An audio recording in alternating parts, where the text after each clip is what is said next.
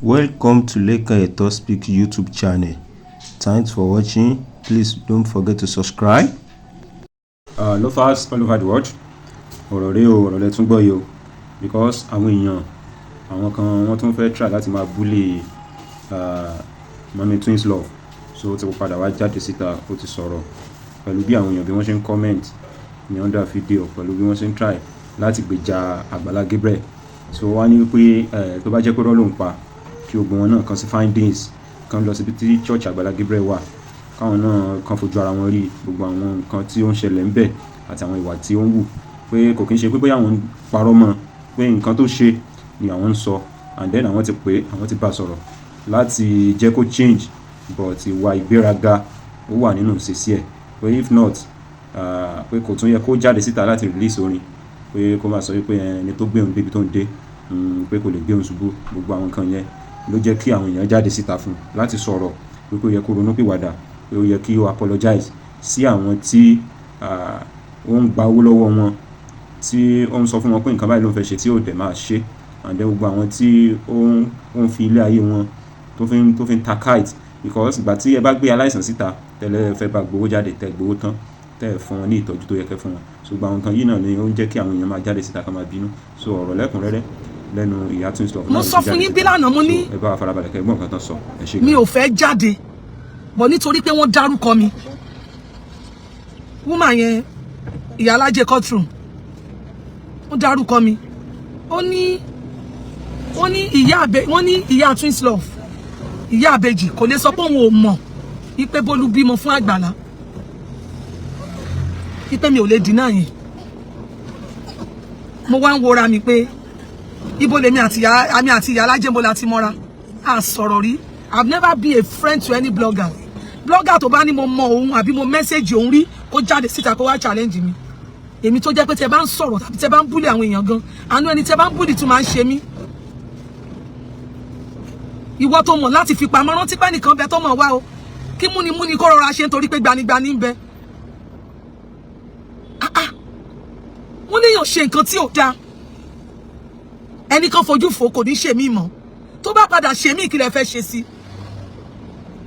Then gbogbo ẹ̀yin ajá Agbala Gabriel, gbogbo ẹ̀yin ẹran ẹ̀ tẹ́ ń káàkiri comments, mo rí gbogbo message tẹ́ ń send o. Bẹ́ẹ̀ ṣe ń appeal pé kí wọ́n forgive ẹ̀yẹn, ó yẹ kẹ́ lọ máa appeal lọ́ndà comment section ni, kì í ṣe kẹ́ máa ṣe privately. Àní ilé tó tiẹ̀ wá yà mí lẹ́nu jù, ẹni church Agbala Gabriel ò sí nínú desert, inú gbọ́ abúlé ibẹ̀ ni church ẹ̀ wà. Tó bá ti ń bọ̀ láti Ìwó road tó wọ mọ́tò tó já ẹ sílẹ̀ ní Olúwo junction, wàá fọ̀nà sí other side. Tó bá bọ̀ láti Ìwó road, that's other side by your left side. Tó bá bọ̀ láti Ifẹ̀ ló wà ní right side. Tó bá ti fọ̀nà sí left side yẹn ni wàá ṣe gbé ọ̀kadà, ẹ tó bá bí dá kó fẹsẹ̀ rìn. Tó bá dẹ̀ jẹ́ pé kò lówó lọ́wọ́ kó ṣáà ní pure water lápò ni kó máa mú lọ níbi tó wà ní church yẹn wà. Àwọn èèyàn sick, wọ́n ní stroke, ó lọ gbé wọn sínú gbó. Ṣé agijù ni kó máa bá wọn sọ̀rọ̀? Ẹ̀yin náà tún wá dáhùn sí ẹ wá ń bá mi sọ̀rọ̀ wípé princess church ò sí nínú gbó, ṣé ìyá wèrè ni? Ṣé bẹ́ẹ̀ mi ni mo lọ síbẹ̀? Ìyáláyà yín ló lọ bẹ̀ ni. Ṣé bá mọ̀ kó rú yín lójú ẹ̀ẹ́dẹ̀ lọ síbẹ̀? Mo ń bá Bólú sọ̀rọ̀ ń sin oníchọ́ọ̀chì tó wà lẹ́gbẹ́dá yẹn ò tí pé 6 months. Ó ló ṣe bẹ̀rẹ̀ church ẹgbẹ́dá yẹn ni. Olódẹ̀ ti wá gbalé sí gbòòrò. Gbogbo àwọn tó kọ́lé fún lágijù, ó ti àbádọ́ wọn síbẹ̀. Gbogbo àwọn tí Agbala Gabriel kọ́lé fún nínú agijù yẹn, ìgbà tí kì í ṣe òun ló ṣiṣẹ́ owó tó ń ná. Ẹ lọ wá dúró church tó kọ́ síbẹ̀, ẹ lọ wá dúró ilé tó fún rẹ̀ ń gbé tó kọ́ síbẹ̀. Ó ti àbádọ́ ẹ̀ báyìí. Dìgbà tí bẹ̀bá tó wà develop bóyá in the next 10 years. Ṣé ìyá wèrè ni? Ṣé máàdì ni? Ṣé ìfẹ́ náà lẹ ní àbí ìkà ni yín? Ẹ nífẹ̀ẹ́ o. Ẹ nífẹ̀ẹ́ rárá, ìkà ni yín. Gbogbo ẹ̀yin tẹ́ ń support ìkà ni yín. Ọ̀run ó dẹ̀ bí yín. Adániwáyá náà yín ní pàṣán. Ẹni tó yẹ kẹ́ pé kẹ́ bá wí, kó dẹ̀ bọ́ sílẹ̀ kó apologize. Ṣọmọdé mo rí jẹ kó má ra lọ́wọ́ ni. Ẹ wá rò pé tó bá jọ́ náà ló pe boy yẹn, tó pe Agbala, ẹ rò pé bóyá kò ti ní bọ́ sọ́sọ́ online ni. Ṣé ìránṣẹ́ Ọlọ́run máa ń ṣe nǹkan tó ń ṣe yẹn? Ṣé ìránṣẹ́ Ọlọ́run máa ń ṣe òṣì tó ń ṣe yẹn? Ẹ kàn jẹ́ kéèyàn fẹ́ fún lórí ọmọ téèyàn lè bí. Àbórí ẹ̀yin àti Agbala jọ dàrú dànù ni. Don't come to my page and say nonsense. Don't send me a message. Ẹjọ́ ya wèrè pọ̀ ni. Ṣé tó bá jẹ́ ilẹ̀ bí ọmọ Bólú yan ọmọ 23 years. Ó dẹ̀ dá Ibeji sí Agbala on the 3rd of June 2024 lọ́nà bí ọmọ yẹn.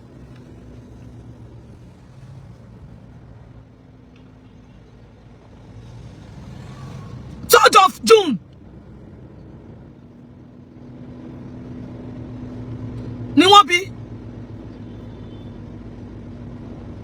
láti ìgbà yẹn ni olórí Agbala àti àbádọ́n ọmọ yẹn wọ́n bẹ́ẹ̀ tí kò tó lọ sanwó tó fi discharge ẹ̀ lọ́sítù wọ́n ṣe némi ọmọ yẹn àwọn ẹbẹ̀ wọ́n pẹ́ kò gbé fóònù ó dẹ̀ forúkọ ránṣẹ́ very wicked boy Agbala ṣé wọ́kọ́ ló send orúkọ tó sọ àwọn ọmọ yẹn ni ṣé bí mo wà pẹ̀lú Bólú rí tó pè Tony hello báwo ni àwọn ọmọ mi ń kọ́ ó tó admit pé ọmọ ẹni bó fẹ́ ká yẹ́rì díẹ̀ ìwọ ní fùrọ̀ alábẹ́rúnrún yìí orí ẹ̀ ti dàrú ó lọ gbé ẹnu sí máìkì ó ń kọrin Gabriel ó ń kọrin ó dẹ̀ tún gbé àwọn èèyàn ṣépè ó tún ṣépè ó ní bọ́ nínú ogun ìwọ lórí burúkú yìí ṣé ọlọ́rọ̀ tí mo sọ bí tí mo fi sọ̀rọ̀ burúkú ni ṣé mo sọ̀rọ̀ nípa foundation ẹ ṣé mo sọ̀rọ̀ nípa iṣẹ́ tó ń ṣe mi ò sọ anything pa ẹ̀ náà mi ò sọ anything pa ẹ̀ I can come on and put it in the speaker when he be any egbe yìí ọmọ yẹn wọ́n ń sá káàkiri ó bẹ̀rẹ̀ sí ní ṣe ọmọ ọ̀dọ́ kiri ẹ̀yin èèyàn Bólú nílò ìrànlọ́wọ́ o ebi ń pa Bólú o ebi ń pa ọmọ yẹn tẹ́ bá rí bó ṣe gbẹ́ ẹ̀ lérí kẹsàn pé ọmọ yẹn jẹ́ èjì yẹn ó kó ọmọ méjì sí lágbádá ọ̀run kó ìdààmú sí ẹ lágbádá ìwọ Gabriel olórí burúkú yìí mi ò ní kankan ṣe pẹ̀lú ẹ mi ò ní ọ̀rọ̀ kankan bẹ́ẹ̀ ṣe lọ tọ́jú àwọn ọmọ yẹn ọkùnrin lantilanti tó bá padà tètè lọ sọ fún àwọn ajá ẹ̀ tó ń kọ́mẹ̀ntì kiri tó bá padà kọ́mẹ̀ntì anything bí àbí tí wọ́n bá padà lọ sọkúsọ káàkiri fọ́tò àwọn ọmọ ẹ máa display wọn bí fọ́tò Bólú wọ́n wá rí ọmọ tí wọ́n kìíní sùn lé lórí wọ́n á rí ọmọ léńjẹ tó sùn lé lórí tíyàwó bá tí abẹ́ bá ń wọ ẹgbẹ́ òde lọ fẹ́ yàwó jọ ṣọ́ máa mú ẹni Gabriel tó bá ní ìyàwó mẹ́wàá kò sẹ́ni tó máa challenge ṣe bí wọ́n ló ní wọ́n ṣe bí wọ́n ló ní wọ́n if you come here and say rubbish ọ̀run á dojú ìjà kọ ẹ́ wàá lo ìgbẹ́yìn ayé ẹ nínú desert ìkan wá bá mi ó ní mọ́mì mi ò mọ nǹkan tí mò ń sọ ẹgbẹ́ dání chọ́ọ̀chì Àgbàlá wà ìgbà wo ló ṣe chọ́ọ̀chì síbẹ̀ wọ́n tún send ọmọ tó pọ̀ ọmọ yẹn ó tún ṣe fídíò ibẹ̀ chọ́ọ̀chì tó ní sẹ́gbẹ̀ẹ́ títí tí ó ti pè 6 months àti desert tó lọ ń kó àwọn èèyàn sí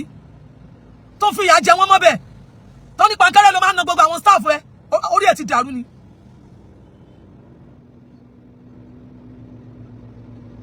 Instead kí àwọn káwọn ìjọba bá wa bójú tó kó lọ gbá ọmọ yẹn kó gbé sínú ilé kó máa tọ́jú ẹ̀.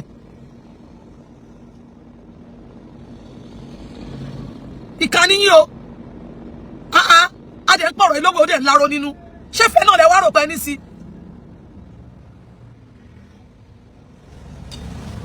ṣé fẹ́ lẹ rò pé sí ẹ rò pé ní sí Àgbàlá ẹ nífẹ̀ẹ́ sí o ẹ nífẹ̀ẹ́ sí rárá mo ní èèyàn wà nùgbó ṣe bí irun tó ọmọ ìyá àbèjì ọmọ aráyé lè ṣèbó sọ fún yín bí ó nínú igbó làwọn wà ẹ sọ pé irọ́ ni ipe gbàtàn kọ́kọ́ lè fún ṣèbó ń jó kí ló dé tó wá dì sí ẹ ń pè lábíbi ṣólóore ẹ̀yin náà gbé ṣẹ̀dá yín lọ sínú igbó kẹlọ máa gbébẹ̀ kẹ́yìn àti ejò àtàǹjọ̀nú kẹjọ máa sùn kẹjọ máa jí Àgbàlá ti kó kúrò bí ó ti lọ nílé sí gbòòrò ó ti gbé chọ́ọ̀chì ẹ̀wà sẹ́gbẹ̀ẹ́ títì ó àbádàn yẹn torí pé àwọn èèyàn gidi ò lè máa wá síbẹ̀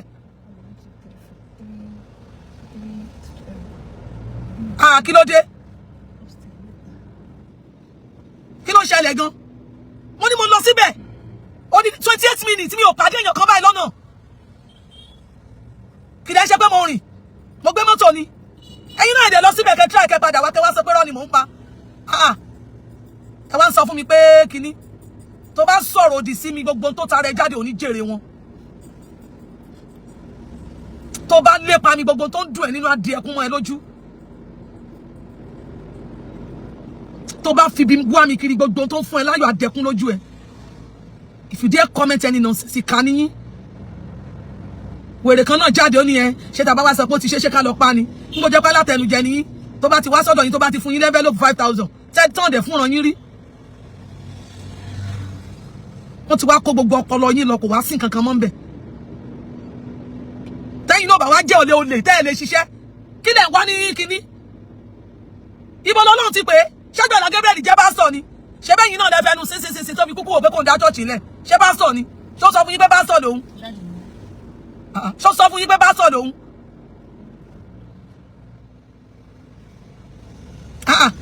mo ló ṣẹ̀ṣẹ̀ wá síbẹ̀ yẹn ó ṣẹ̀ wá sẹ́gbẹ̀ títì ẹgbẹ́ dátẹ̀ ń sọ ṣẹ̀ wá síbẹ̀ ni olúwo bọ̀sẹ̀ tí marí sábọ̀dù ẹ̀ gàdàgbà ń bẹ̀ là ń lọ́lọ́lọ́lọ́lọ́ kọ́nà má jẹ́ kọ́rọ̀ lọ́rọ̀ di tèèyàn àwọn ìbejì yẹn làánú wọn ṣe mí tẹ bá rí àwọn ọmọ yẹn mo wá rí gbogbo yẹn lọ ń gbé àwọn ìbejì ẹ̀ ń gbé káàkiri ṣé àwọn ọmọ tẹ́ ń gbé kiri yẹn ta ló sọ fún ipò máa Àgbàlá nìyẹn you are expecting me to bring out the picture kó ló ṣe the needful kó tọ́jú ọmọ yẹn kó ṣì dànù.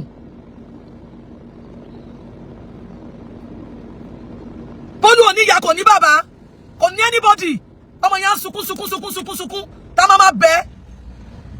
ọjọ́ kan ló ní mọ́mí I feel like dying ó wá gbẹ mo ní má kú téèyàn bá wà láyé lèèyàn máa lè kojú ogun ṣe ya wèrè ni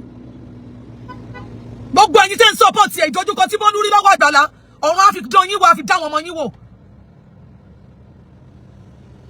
gbogbo tọmọ yẹn ń là kọjá nísinsìnyí àsàtàárọ̀ gbogbo tí Pelu wá ti fẹ́ tí Àgbàlá tó bímọ f'Àgbàlá gbogbo tí ọmọ yẹn ń là kọjá lọ́wọ́lọ́wọ́ bẹ́ẹ̀ lágbára tó dá yàtọ̀ ọ̀run Ọlọ́run á fi kan àwọn ọmọ yín Ọlọ́run á fi kan ìrandíran yín kò ní yẹ yín ẹkún lọ́mọ yẹn ń sun àná ní ìsìn òyìnbó ní ìwọ Ọlọ́run ó ní mọ́mì ó ní wọ́n ti gbé Àgbàlá jáde lórí ọ̀rọ̀ òun mo lẹ́mi náà mọ kankan pa ẹ̀ mi ìmọ̀ bọ́rọ̀ ẹ̀ ṣe jáde ó ní mi ẹ̀yà alájẹ́ náà ti sọ̀rọ̀ ń pa ẹ̀ ìyẹn ló jẹ́ jáde kòkè kí n báàkì ọ pé lóòótọ́ ọmọ yẹn nílò àánú o ó nílò ìrànlọ́wọ́ o gbogbo yín ẹ̀dẹ̀ mọ̀ pé backup choir master ní Pelu jẹ́ nínú chọ́ọ̀chì ọ̀ràn yín tẹ́lẹ̀ ẹ̀kọ́ ìwọ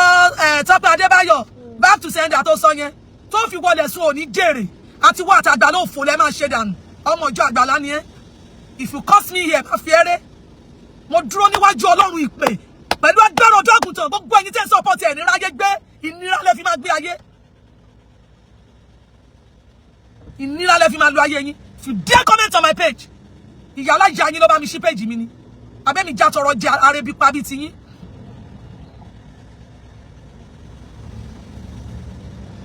mo dẹ̀ ń wò pé káti ẹ̀ ṣe kó tọ́jú àwọn ọmọ yẹn ó ní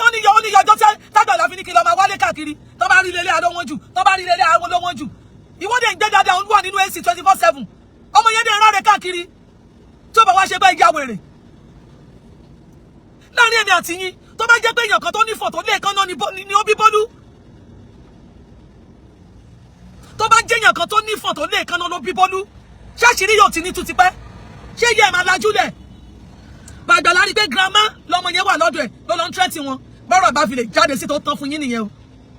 ó wọ abẹ́ náà lórí fóònù tá a máa pè mo tún ti gbọ́rọ̀ kan ẹ bá Pelu sọ̀rọ̀ mọ̀mọ́ ẹ bá Pelu sọ̀rọ̀ bọ́rọ̀ ẹ bá fi lè jáde ebi apá àwọn ìbejì ẹ̀ ebi ó sì tún pẹ̀yìn náà olówó ọ̀ràn mi mẹ́ tó láwèrè lóhùn Àgbàlá Gabriel lọ ṣọ́ ara ẹ o lọ ṣọ́ ara ẹ lọ gbé Pelu lọ gbalé fún ọkọ̀ fún lára àwọn ilé tó ń kọ́ kiri ṣé bọ́ máa ń bẹ̀wọ̀n èèyàn tọrọ bára ó dẹ̀ gbé Pelu jókòó káwọn ìbejì lé lọ́wọ́ kó bá gba bára tó bá kúkú gbé wọn wá kúkú fún ẹ lọ́wọ́ will I be lying kí ni mo fẹ́ máa parọ́ fún ẹ fún I get nothing in telling lies for what èmi ti wáyé mo máa ṣe rere mo máa rí rere ṣe máa gbé ayé lọ́lá máa gbé ayé lọ́rọ̀ gbogbo èso tó tara mi jáde á jẹ́ èèyàn ńlá mi láká wọn ò ní gbọ́jọ́ lọ́jọ́ lọ wọn ò ní kó sọ́wọ́ aládánwò ọkùnrin bí ṣe ò bá là ọmọ inú ẹ̀ máa ń là ni bí mi ò jẹ́ bilóníà àwọn ọmọ mi á jẹ́ trilóníà kí ló ṣe yín ṣé tó bá jọ ọmọ student kan ló fún lóyún yẹn títọ́ níyà ṣé kò ti ní ìdíṣọ́ àtayányán kò nítorí pé ọmọ yẹn kò ìkà ni yín o ìkà ni yín I wept for you ìkà ni yín ìkà ni yín wọ́n ní kàn pẹ̀lú pọ̀pọ̀ bó lè wẹ̀ níbi tó nìkan gbé sí ọ̀dà àbórí yín dàrú ni.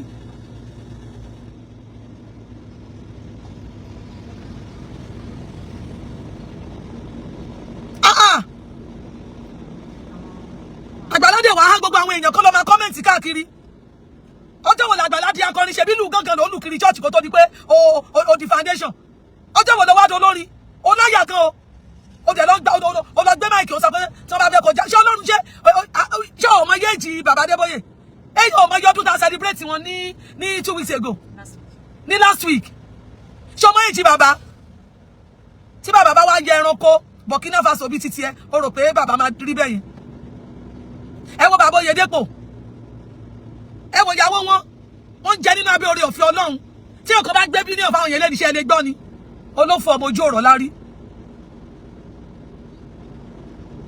olófò ọmọ ojú ọ̀rọ̀ lárí rádaràda kò wá sẹ́ni tó jọ ẹ́ lójú kò sẹ́ni tó lè bú ìwọ gbé máìkì sẹ́nu ń ṣépè Àgbàlá Gabriel tó dẹ̀ mọ̀ pé tó ṣe tó mọ̀ pé lóòótọ́ ni Ọlọ́run á bí ẹ́ do the needful mi ò mọ wàhálà tó bá lé ayé ẹ. What are you saying? What are you saying? Ìkànnì yín o gbogbo yín pátá dẹ̀ lọ́lọ́run máa bí mi ò ní nǹkan kan ṣe pẹ̀lú ẹ ẹ̀sìn tó kàn mí go and get Bolu gbalẹ̀ fún ọkọ̀ dẹ̀ pé ìyàwó ẹ ó ti ṣẹlẹ̀ o ẹ fún ní yàrá kan lọ́dọ̀ yín bẹ̀ ẹ̀dẹ̀jọ́ máa gbé bẹ́ẹ̀ kọ́ ọmọdù pọ̀pọ̀ ṣé bí wọ́n lọ fẹ́ bímọ tó pọ̀ ẹ̀ náà wẹ́rẹ́wẹ́rẹ́ lọmọdé ń bímọ bọ̀ pé wàá fi ìyà jẹ Bolu òpùrọ́ o pé wàá fi ìyà jẹ Bolu òpùrọ́ o irọ́ ńlá ni kò tí ẹ lè work kò lè work rárá. Put this one for me.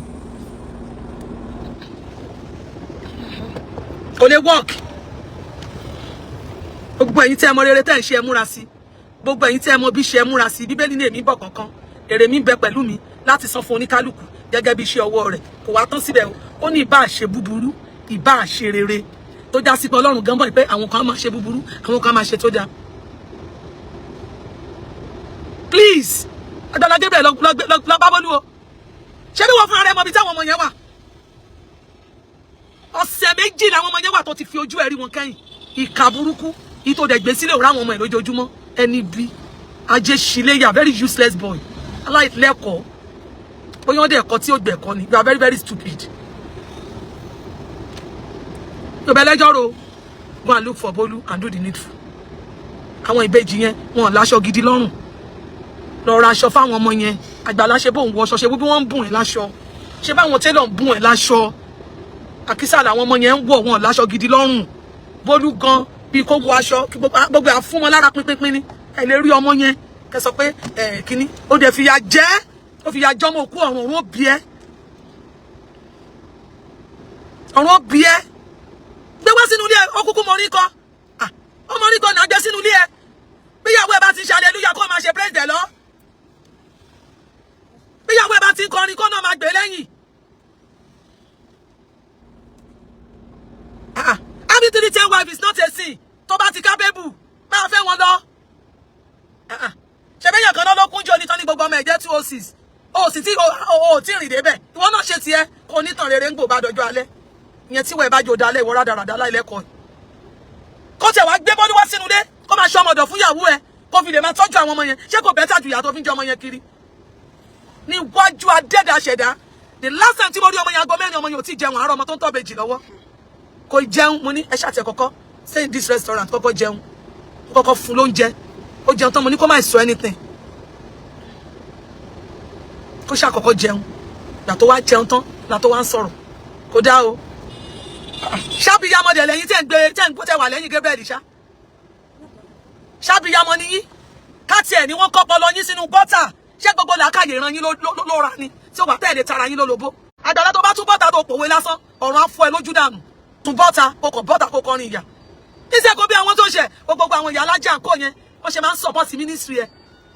ọmọ tí ò lẹ́kọ̀ọ́ bẹ́ẹ̀ pé ní 20 times kò ní gbé very rude and arrogant àṣìgbé ọmọ wọ́ọ̀dù aláìlẹ́kọ̀ọ́ ọlọ́pọlọ kúkú rí ẹ̀ dàrú dànù èmi gan lọ report ara mi èmi gan ti lọ report bẹ́ẹ̀ ní ti bá ṣe mi Ọlọ́run bá ti ẹjẹ́ Àgbàlá àti wà àtàwọn tó lọ delegate yẹn owó ẹ̀ ti cover àti wà àtàwọn tó lọ delegate yẹn tẹ ṣiṣi lásán bá fò Àgbàlá tiẹ̀ máa fọ́ ṣé bí gbogbo èèyàn ló gbóhùn mi yìí ta lórí mi náà láì kí dá sọ́rọ̀ èèyàn rí ẹ wá bọ́ síbi ẹ wá dá sí ẹ rí mi kí dá sọ́rọ̀ èèyàn mi am not a blogger and I will never be ẹlòmíà ní blogger lòun o wọ́n tún máa ń pera wọn lórúkọ kan fracas ìjọ tí mo lọ check fracas tí mo lọ check ẹ mo rí pé ọ̀ràn ni fracas mi ni abaniláyé jẹ́ abatèèyàn jẹ́ go and check it in your dictionary Ọlọ́run ò ní jẹ́ báwọn bá yé èèyàn jẹ́ Ọlọ́run mi ò ní jẹ́ kí n bá wọn nípìn láti bàtà yé èèyàn jẹ́ go and do the needful lọ tọ́jú ẹ̀ lọ tọ́jú Bọ́lú gbogbo Nàìjíríà bí pa Bọ́lú o ọmọ méjì ló wà lọ́wọ́ kúnrín lantilanti bóyá ọjọ́ tó bá tiẹ̀ rí picture yẹn gan wọ́n mọ̀ pé ó yán lọkùn ẹ̀ má gbélébù ni wọ́n jàtìjàtì aláìlẹ́kọ̀ọ́ iṣẹ́ tó ń ṣe ni tọ́rọ́ bá rà fún sọ pé ẹ̀yin èèyàn mo ti ṣe o mo bí Ìbejì ohun òrówó tọ́ wọ́n dáwó fún ẹ̀ náà ọmọ yẹn á dẹ̀ máa ṣayé ẹ̀ díẹ̀díẹ̀. Thank you to everyone. Thank you. I just want to say this and that's all. For you to come and tell me pé mommy ẹ̀dẹ̀ ń parọ́ ibo lẹ ti mọ church Agbala èmi tí mo lọ síbẹ̀ fún ara mi inú desert ni church ẹ̀ mo tún sọ inú desert ni tó bá ń gbéyàn lọ síbẹ̀ tí ó débẹ̀ ló máa rò wọ́n fẹ́ lọ pa òun síbẹ̀ ni take it or you leave it àwọn oko yẹn ni àwọn abúlé Ọ̀gbun Ìbàdàn yẹn ni inú oko inú igbó ni gbéyàn tàbí ọwọ́ tàbí omi yẹn bàjẹ́ mọ́ lórí ta ló fẹ́ bá ra ibi tí ò ṣèrò gbéyàn ta mineral síbò máa expire ibi tí ò ṣèrò àjàjà kéde wá di ẹni yẹn kó lòun lọ́n ta bisikíìtì àbọ̀ ń ta búrẹ́dì ó máa nìkan igbó máa padà fúnra ẹ máa pé ejò ẹ̀yìn ẹyẹ ẹ̀yìn kíní ẹ̀tì ẹ̀lẹ́ra jáǹbẹ̀ àwọn ẹranko igbó wọn máa fún wọn lóúnjẹ ni mo dẹ́ sọ wípé àwa visit the place mo mọ nǹkan tí mo sọ tó wá sọ fún mi pé gbẹ títì ní church yẹn wà kákúlù fún yín láyé kákúlù fún gbogbo yín ẹ̀yin játijàti olóòórùn yìí ó lọ kó àwọn èèyàn sínú inú ìgbèkùn olóòórùn ṣe wọn lóore ó fi wọn sínú ìgbèkùn wọn bọ́ tàwa gba èsì ó ń sún hòtẹ́ẹ̀lì kiri bí ẹyẹ ṣebí lẹ́yìn ìgbà tí Bọ́lú bímọ ṣe bó ti invite mi ni mo ní kó má lọ ṣe bó ti ní kó wá pàdé ẹ̀ lóòtẹ́ẹ̀lì àbí mo parọ́ ọmọ yẹn Agbala Gabriel mo ń gbà pẹ̀lú ọmọ yẹn dáadáa ṣé bí èmi mo ní kó má lọ kí ló fẹ́ ṣe fún wàá tún kì í mọ́lẹ̀ àtún wá lọ lóyún mi ó wá bẹ́ẹ̀ lóòtẹ́ẹ̀lì you can marry as much bó ṣe wà yẹn wàá ṣe wedding pẹ̀lú Bọ́lú wàá kó rìngì sí lọ́wọ́ tí ó wọ wedding gown wàá ṣe wedding fún gbogbo bí tìyàwó tí dẹ̀ ṣe ń dán bí egbin tó ń rọ̀ bí òjò òun náà máa ṣe Ìbejì ló bí fún ẹ ọkùnrin lantilanti ó dẹ̀ ti dàrú. Thank you for supporting. Please, my fans, you know me. I don't put mouth in the matter that doesn't concern me. But eléyìí, for Yalaje to mention me pé mo mọ̀ sí pé Agbala Gabriel bímọ ibo láti jọjọ pa àti jọdé. Èmi ò dá sọ̀rọ̀ lọ́rọ̀ o.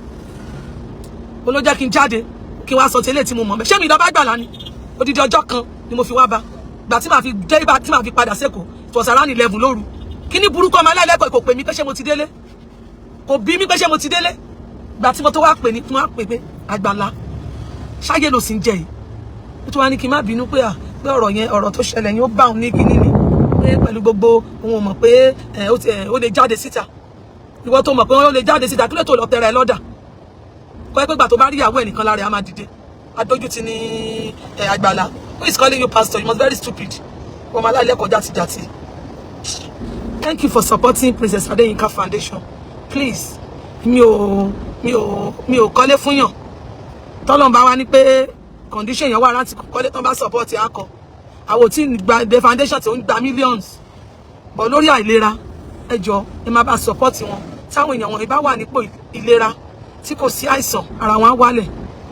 wọn á dẹ̀ máa ṣayé wọn díẹ̀díẹ̀ kò sẹ́ni tó wà nínú ìgbèkùn tó ń jọ ara yé o mo dẹ̀ gbàdúrà lágbára Ọlọ́run fa àìsàn ìjà àìsàn kò ní jẹ́ ẹnìkan kan nù wa gbogbo ẹ̀yin tẹ́ ń wò mí tẹ́ ń share fídíò tẹ́ ń gbọ́ mi lórúkọ Jésù àìsàn ò ní ṣe yín o kò ní ṣọmọ yín lórúkọ Jésù. Thank you for watching. God bless you. Ó jẹ́ nǹkan tó lágbára ó dójú ẹ̀ pátápátá because àwọn èèyàn bínú àwọn èèyàn faraya so ẹ̀yin tẹ́ ẹ jẹ́ ọkọ mi tí ẹ gbé iṣẹ́ ìránṣẹ́ dání ìkan ló tó ti ṣẹlẹ̀ yìí àríkọ́gbọ́n kan tún lélẹ̀ so gbogbo kò sẹ́ni tó lè mú mi kò sẹ́ni tó lè mú mi tàbá ní kò sẹ́ni tó lè mú mi Ọlọ́run wà tó lè mú gbogbo wa so ẹ̀yin tẹ́ bá ṣe darapọ̀ mọ́ channel wa subscribe like comment share so I appreciate supporting you so far. We love you all. Thanks for watching.